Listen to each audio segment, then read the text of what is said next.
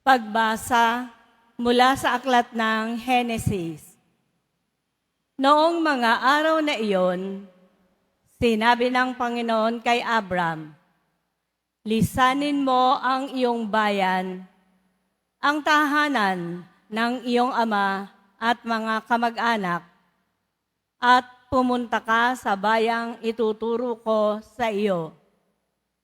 Pararamihin ko ang iyong mga anak at apo, at gagawin kong isang malaking bansa.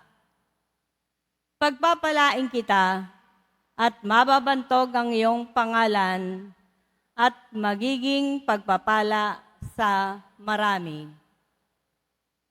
Ang sa iyo'y magpapala ay aking pagpapalain. Ngunit kapag sinumpa ka, sila'y aking susumpain.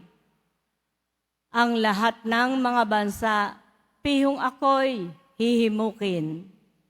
Na tulad mong pinagpala, sila ay pagpapalain din." Sumunod nga si Abram sa utos ng Panginoon. Ang salita ng Diyos. Salamat sa Diyos.